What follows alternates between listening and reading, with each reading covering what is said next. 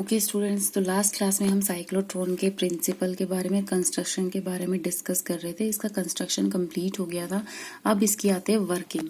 Working में क्या होता है, वर्किंग में साइक्लोट्रॉन की किस तरीके से वर्क करता है। ठीक है, तो फर्स्ट क्या है, इसमें इलेक्ट्रिक फील्ड का रोल आता है। ठीक है, इलेक्ट्रिक फील्ड का क्या रोल होता है कि जो एचएफओ हमने लगाया हुआ हाई फ्रीक्वेंसी ऑसिलेटर, इस एचएफओ की वजह से क्या होता है कि हाई जो इलेक्ट्रिक फील्ड है वो इलेक्ट्रिक फील्ड जनरेट होता है, जिसकी कितनी वैल्यूज मतलब पोटेंशियल कितना क्रिएट करता है वो 10⁴ वोल्ट, और फ्रीक्वेंसी होती है उसकी 10⁻7 हर्ट्ज एटलीस्ट, मतलब इतनी फ्रीक्वेंसी जनरेट करता है ये, और जो पोटेंशियल प्रोवाइड करता है वो इतना प्रोवाइड करता है इलेक्ट्रिक फील्ड। ठीक है, पोटेंशियल हो गया हमारा 10⁴। तो इस एचएफओ की वजह से क्या होगा कि इनिशियली हमने मान लिया कि जो D1 है वो D1 जो डीज, मतलब इसको डीज बोलते हैं, ये वाली जो प्लेट है मान लिया ये हमारी नेगेटिव हो गई।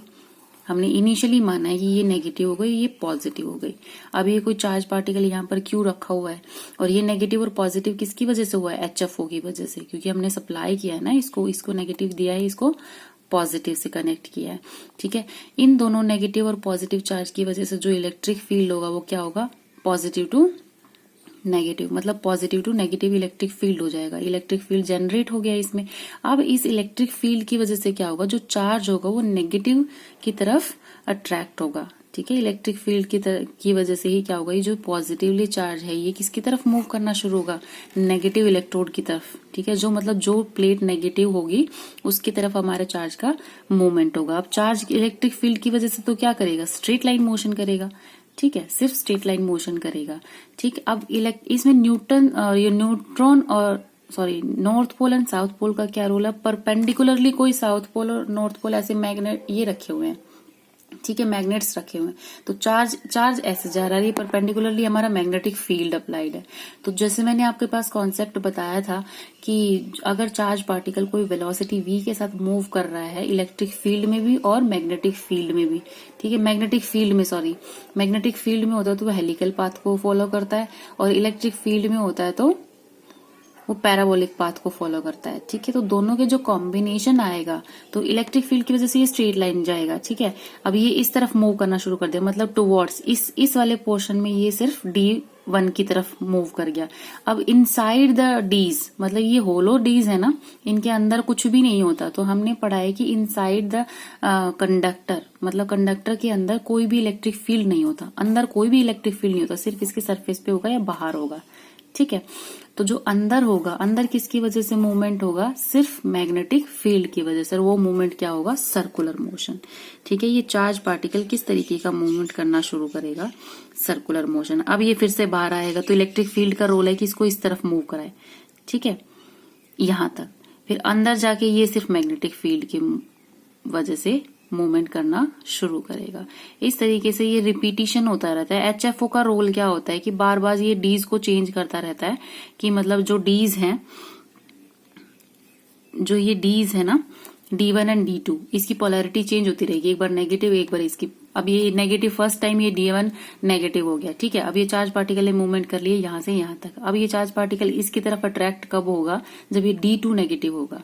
ठीक है, तो D2 की पोलैरिटी इसकी वजह से चेंज होगी, एचएफओ की। पीरियोडिकली ये चेंज होती रहेगी, इस तरीके से हमारा चार्ज का एक्सेलरेशन हो जाएगा। एक जगह पे ये एंड में जाके इसको कहीं स्टोर कर लेंगे। ठीक है, ठीक है, ये कॉन्सेप्ट होता है हमारा साइक्लोट्रॉन का। अब साइक्लोट्रॉन के लिए कुछ बेसिक फॉर्मूलाज हैं, वो हम कैलकुलेट कर लेते हैं कि क्या क्या इसमें फॉर्मूलाज होते हैं। ठीक है, अब हमारा चार्ज पार्टिकल है, ठीक है, वो किस वेलोसिटी से मूव कर रहा है, मान लिया हमने चार्ज है Q, वेलोसिटी v से मूव कर रहा है मैग्नेटिक फील्ड B में। तो ये जो इसकी जो फोर्स होती है, मैग्नेटिक फोर्स जो है ये आई है हमारी, मतलब मैग्नेटिक फील्ड की वजह से जो फोर्स आई उसको हमने मैग्नेटिक फोर्स बोल दिया। तो QVB होती है, मतलब QVB साइन थीटा। ठीक है, अब इसमें साइन थीटा क्या है, V और B के बीच में थीटा क्या है। अब देखो चार्ज का मूवमेंट इस तरीके से, तो क्या चार्ज की वेलोसिटी किस तरीके से थी, मतलब ये राइट साइड में जा रहा था। ठीक है, और हमारा मैग्नेटिक फील्ड कैसे है, इस तरीके परपेंडिकुलर है। तो थीटा की वैल्यू क्या है हमारे पास, 90 डिग्री। तो साइन थीटा क्या होगा, 1। ठीक है, इसलिए मैंने डायरेक्ट लिख दिया QVB, जो मैग्नेटिक फोर्स है। ये मैग्नेटिक फोर्स किस चीज में यूज हो रही है, मैग्नेटिक फोर्स हो रही है सेंट्रीपिटल फोर्स के इक्वल है, क्योंकि ये मैग्नेटिक फोर्स क्या कर रही है, सर्कुलर मोशन में मूव करा रही है इस चार्ज पार्टिकल को। और सर्कुलर मोशन के लिए जो फोर्स होती है वो क्या होती है, सेंट्रीपिटल फोर्स, जिसको हम डिनोट करते हैं mv² अपॉन r।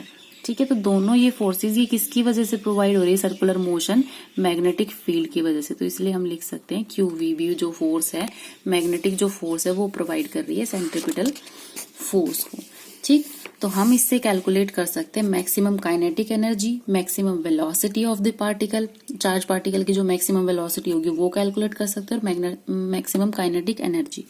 ठीक है, तो कैसे कैलकुलेट करेंगे, मान लिया मैंने मैक्सिमम काइनेटिक एनर्जी हमारी V0 है, तो mv² upon r is equals to QVB0 B। तो V0 से हमारा एक कैंसिल हो गया और हमारे पास वैल्यू क्या बनेगी, V0 equals to QBR divided by m। R0 भी हमने मैक्सिमम वेलोसिटी के लिए हमने रेडियस भी ये ले लिया है।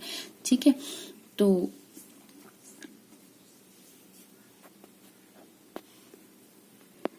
ठीक है, तो जो वेलोसिटी हमारे पास आई है वो क्या है, QVB R0 divided by m। अब मैक्सिमम काइनेटिक एनर्जी अगर हम लिखना चाहें, मैक्सिमम काइनेटिक एनर्जी का फॉर्मूला होता है mv²।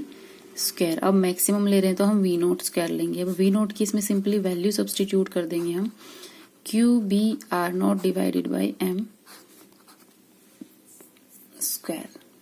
ठीक है, तो ये वाली वैल्यू हमारे पास क्या आएगी, काइनेटिक एनर्जी की वैल्यू B²